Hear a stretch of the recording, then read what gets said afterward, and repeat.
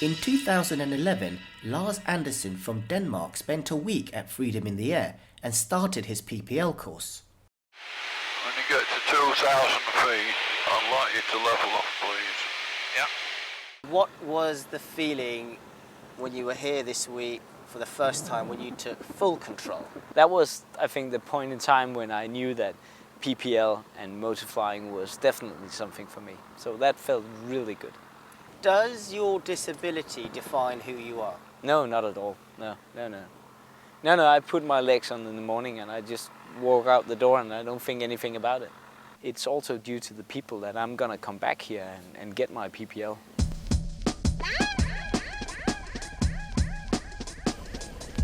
I mainly came here because you have the experience in training disabled pilots. I couldn't find anybody flying with hand controls in Denmark, and to be honest, I didn't even give it a go at a Danish flying school. So I was coming over here to take a look at flying with somebody who knew how to fly with disabled pilots. With coffee in hand, his morning ritual is to check the weather and plan his day's flying. I go on the Met Office official homepage where you can get the TAFs, the forecast and the METARs. So the first control we're going to look at is the elevator, which controls the aircraft in pitch around the lateral axis. Before each flight, students get a pre-flight briefing for that day's flying exercises. Second control we're going to look at are the ailerons, which when deflected will control the aircraft around the longitudinal axis. So this axis here on the board. And finally we have the rudder, which when deflected will control the aircraft around the normal axis in yaw. Alright. Pilots start aeroplanes using a checklist. New pilots learn the procedure with a little guidance from their instructor. And then have a look while you're doing that to make sure everything's going in the right direction. Yeah.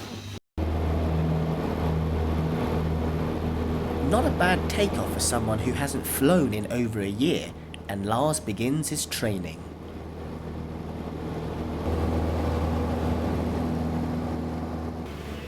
Catherine has been assigned to fly with Lars and get him ready for his first solo flight at the end of his first week. Lars is a lovely student to fly with. He's really eager, he's ambitious.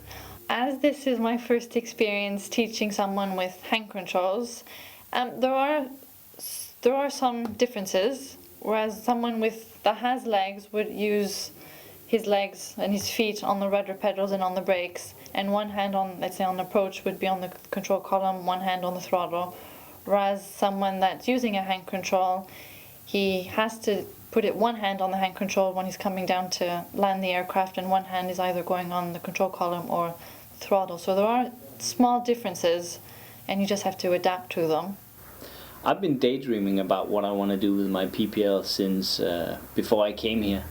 I have been racking up as many flying hours as the weather could permit, and I've been trying to put together as much reading and cram as many exams into as short a time as possible to just prepare me for the final check ride that's coming at one point. But I've progressed through my solo, and I'm doing my solo circuits at the moment, which is a very gratifying thing. There's been quite a bit of crosswind going on over the last 2 weeks I've been flying, so I've had to contend with probably a little bit more than the average student has had to contend with.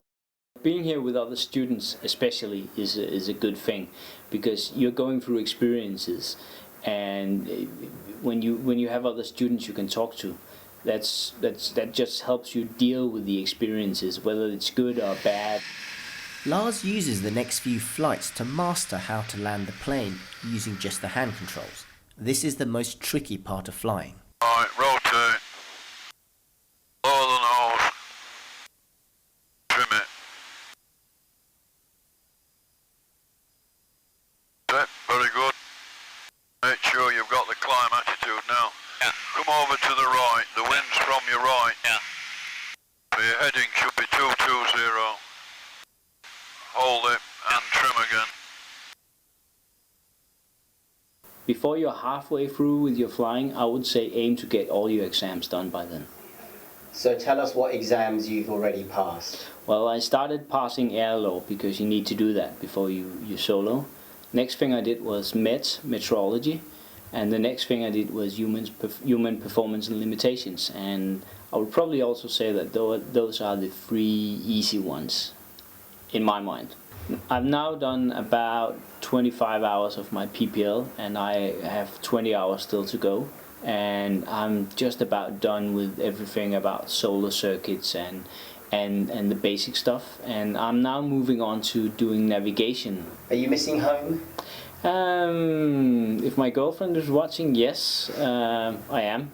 If she's not watching, then it's fine. I'm just so caught up in this. This is all about flying. Everything else comes second. So what was different about today? Well, today I did my first solo navigation task. First of all, trying my very best not to get lost. That was my first priority. When you're in the air, you're in an aeroplane, you have to do the radio, you have to fly the thing, you have to, make sure are you pointing north or south or east or west. All of these things have to come together. He's finished his flight training and today is his flight test. Lars is anxious but excited. His PA-28 is waiting and ready for him, and today is the day that he will realise his dream of becoming a pilot. I'm probably gonna have my skill test now. What does that mean? It means that when I'm done with this, I'm gonna have a PPL. Oh my god. Yeah. Does the airspace know all of this? I'm not sure. I'm on a plane! I'm on a plane!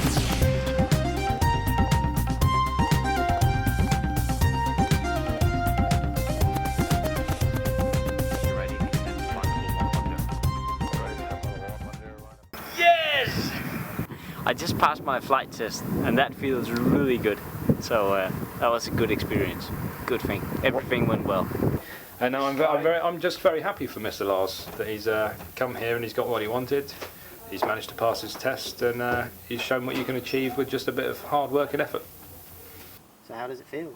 Yeah, it feels good. It feels fantastic. It feels a little bit unreal because there was just another flight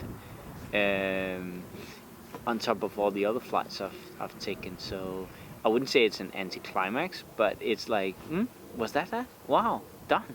Now I just need an airplane to go flying. How many hours did you fly before getting a PPL?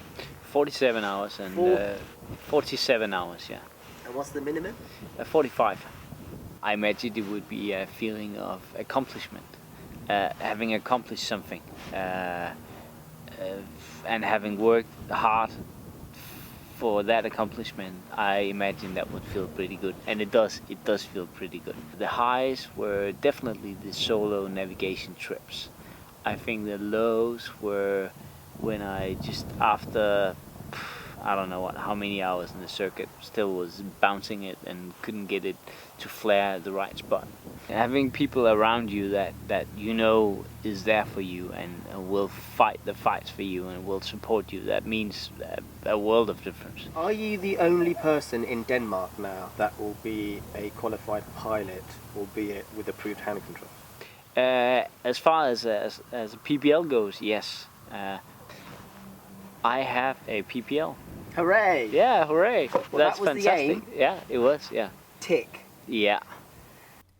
His examiner David completes the general flight test report and the duo complete his pilot license application form. Well done, lad. Thank you. Well done. Couldn't have had a better candidate. I have to say I'm torn between I don't want to leave this place and I want to go back to my girlfriend and take care of her and look after her. So I'm torn between these two things. I thought you were going to say, should I spend some more money on headphones or should I go to the Caribbean? Nice one. That's what I meant. I wouldn't say that again.